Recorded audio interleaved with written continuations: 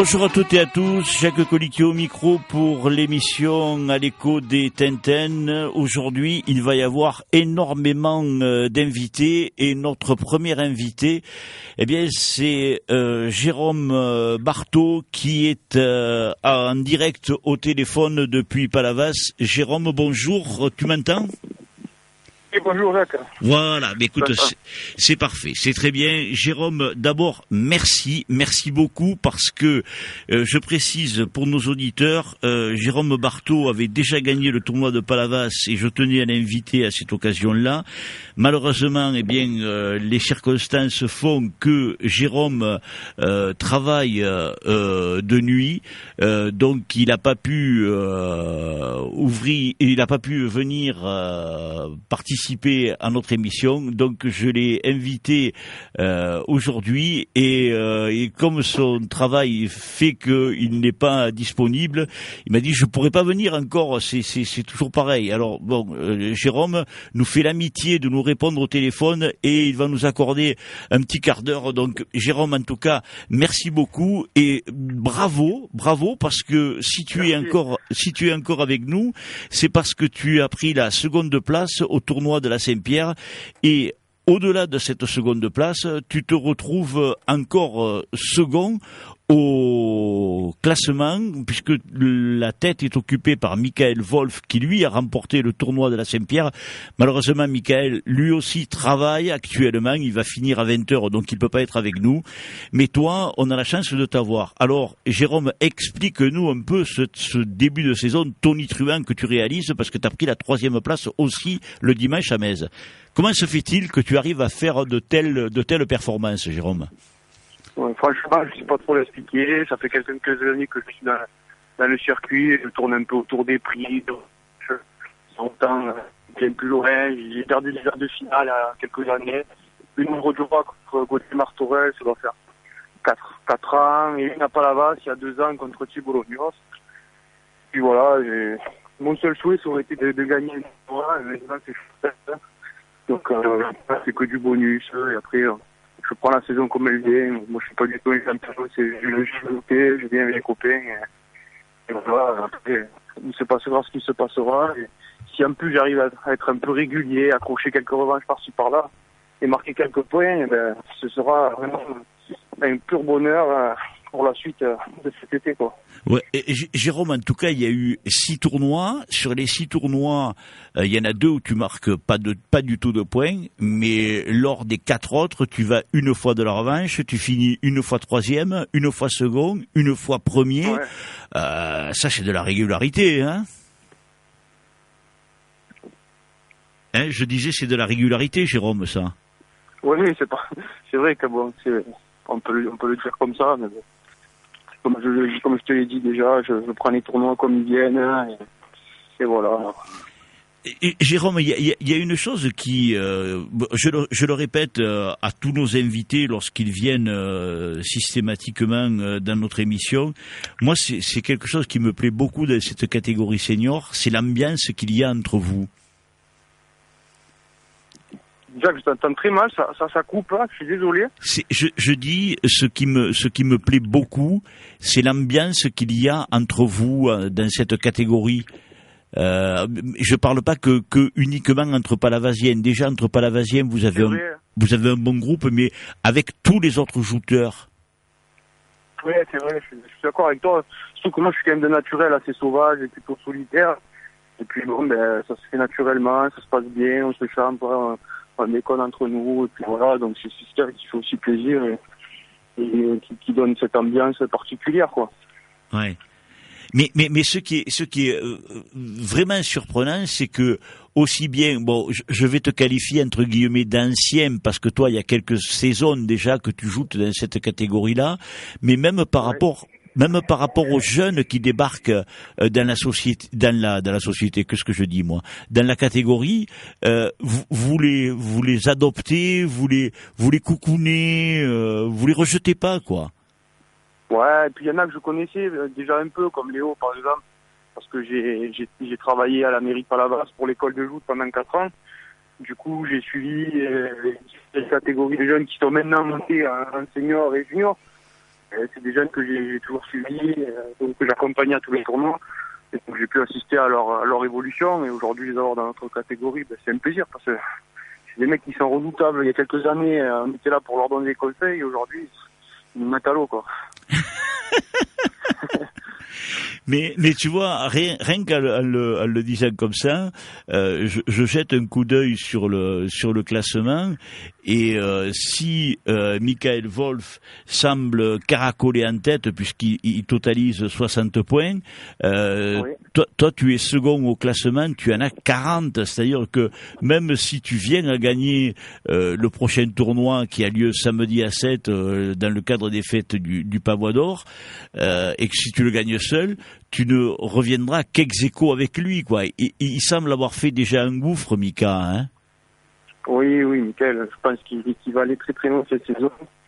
Tous les tournois où Michael marque des points, c'est pas des victoires à chaque fois. Il a déjà 3 tournois gagnés, dont un partagé, donc c'est quand même énorme. Donc il va être très dur à rattraper cette saison, je pense. Ouais. Parce que Léo est un peu en stand-by, on va dire. Il a un peu de mal sur ses derniers tournois, donc si Léo se réveille pas, je pense que Mika va être très vite champion. Ouais. Et alors, dis-nous quelques mots de JB Valette, parce que JB Valette, lui, alors, il est incroyable, ce garçon. On l'a reçu la semaine dernière. Il fait à peine 70 kilos. Il pèse autant que Théo Lognos qui joue en junior, et il arrive à faire des exploits, ce garçon, hein. Tu parles de Jean-Baptiste? Oui, il est au même tarif que Blaise Humbert. Jean-Baptiste, oui, je dis que Jean-Baptiste Valette pèse autant que Blaise Humbert, ouais. et tous deux arrivent à faire des exploits carrément, hein. C'est vrai que c'est un sacré looter. Ah, on perd. En plus, c'est son explosivité, quoi. Ouais. Ça, c'est quelque chose. Dès que t'es piqué, il faut vraiment pas dormir sur un looter comme ça. Faut faire ajouter contre des vols, des cosses, contre des chaliers que contre des valettes, parce que je sais que valette, ça pique fort, hein. Ouais. Et Blaise, c'est le même style que JB, hein. C'est exactement le même style, Blaise, c'est exactement le même style.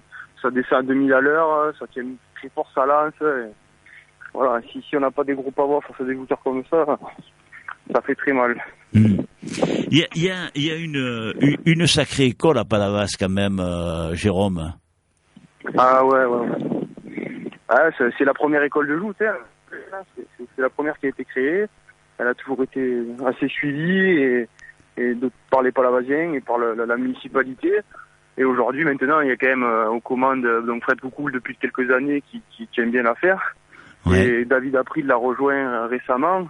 Et bon, quand on a un David April qui vous coach, d'autant plus qu'on a été doté des chariots électriques, ouais. C'est quelque chose d'énorme. Donc, être entraîné par David April, le champion actuellement, même s'il est un peu de mal peut-être actuellement, j'ai pas encore vu ses tournois, donc je pourrais pas en juger. Je vois que ce qui se passe, mais bon, je pense qu'on a quand même une grande chance d'être à Palavas, quoi. Jérôme, puisque tu me tends une perche extraordinaire là, tu viens de parler, d'évoquer l'école de joute de Palavas. Tu as connu Jean-Louis Roche, toi, ou non? Je l'ai connu, mais j'étais vraiment très petit, quoi. Donc j'ai pas vraiment de souvenirs de lui, quoi. Ouais. Non, mais je pensais que tu avais été dans tes premiers pas de jouteur au tout début de l'école de joute palavasienne, un des élèves de Jean-Louis Roche. J'ai dû l'être. Moi, j'ai commencé aux alentours de 6-7 ans.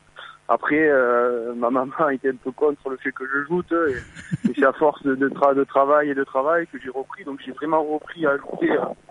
Première année cadet, féminine, première année cadet. Et après, bon, depuis, j'ai pas arrêté, quoi. Et je n'ai qu'évolué au fil des années. Jérôme, c'est exceptionnel de te prendre comme ça au téléphone, mais en tout cas, tu fais preuve d'une gentillesse, mais alors vraiment, je te remercie grandement. Alors, exceptionnellement, je n'entends pas ton petit Raphaël. Comment ça se fait? Je l'ai fait garder, j'ai prévu le coup, parce que des fois ça peut être ingérable. Alors pour Il est nos encore jeune, donc c'est tout à fait normal. voilà, pour nos auditeurs, on peut le dire, hein, on peut dire son âge. Il a 4 mois, il a eu 4 mois et quelques jours maintenant. Un petit garçon qui, j'espère, se mettra au joutes lui aussi. Ouais, alors c'est justement la question que j'allais te poser. Tu vois, tu me devances. Donc Raphaël n'a que 4 mois et lorsqu'on a projeté de faire cette interview par téléphone, Jérôme m'a dit oh là là là là, avec le petit, je sais pas comment je vais faire. Jacques ici se met à pleurer, on va l'entendre pleurer au téléphone. Donc en plus, vous voyez, Jérôme a eu la gentillesse de le faire garder, de s'organiser pour faire garder son petit qui a 4 mois. Justement, Jérôme, tu aimerais qu'il joue, Raphaël? Oui, ce serait un plaisir, bien sûr. Bien sûr. Ah bon, mais écoute, j'espère que tu... Il aime ça. Après, s'il aime ça, moi je suis pas quelqu'un qui ira le forcer. Donc, s'il aime ça et qu'il a envie, ben, je le suivrai, quoi. Ça, c'est sûr. Et je pense que si tu l'amènes sur les bords des quais palavasiens ou de la région, quand il sera un petit peu plus grand, parce qu'à 4 mois quand même ça fait un peu petit, puis oui, en plus avec les grosses chaleurs qu'il y a, c'est peut-être pas conseillé de l'amener au bord des quais, mais si tu l'amènes voir des joutes, je pense que on a un futur jouteur en herbe là, comme on dit, hein. Je l'espère. En tout cas, écoute, je vais pas te retarder plus parce que je sais que on va le dire à nos auditeurs. Jérôme travaille, va devoir partir de Palavas pour faire encore des kilomètres et aller rejoindre son travail. En tout cas, Jérôme, moi, je tiens à t'exprimer mes plus vifs remerciements. Mais avant de te lâcher, Jérôme, aujourd'hui, tu sais que ça a été une journée un peu particulière pour le monde des joutes puisque Louis Nicolin, le président du Montpellier Hérault, on le connaît tous comme ça ici dans la région, mais c'est aussi le président de la Fédération française de joute et de sauvetage nautique, c'est donc notre président. Oui. Est décédé et a été enterré ce matin. Connais-tu Louis Nicolin? As-tu un mot ou un souvenir vécu avec lui? Bon, personnellement, je le connais pas, mais c'est qu'on peut parler, qu'on connaît tous, ces sorties médiatiques qu'on peut dire sont fracassantes, ils ont tous fait rire et resteront mythiques, quoi. Donc, oui. Je pense c'est le souvenir qu'on aura tous de Nicolas. Ouais, c'est vrai que ces sorties médiatiques. Puis comme on dit chez nous, il avait pas sa langue dans sa poche, le bon président Nicolas. En tout cas, Jérôme, je te remercie beaucoup pour nous avoir accordé ces minutes-là.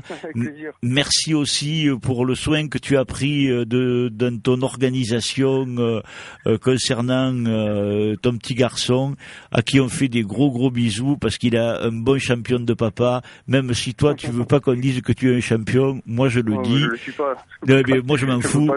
Moi je m'en fous, je le dis. Moi de toute façon, personne ne m'interdit ce que j'ai envie de dire, et moi j'ai envie de le dire, parce qu'en plus t'es un très gentil garçon, Jérôme. Je te remercie, je te laisse maintenant aller travailler, et on va continuer notre émission avec Valentin Fabre, Théo Birba et Esteban Leboeuf.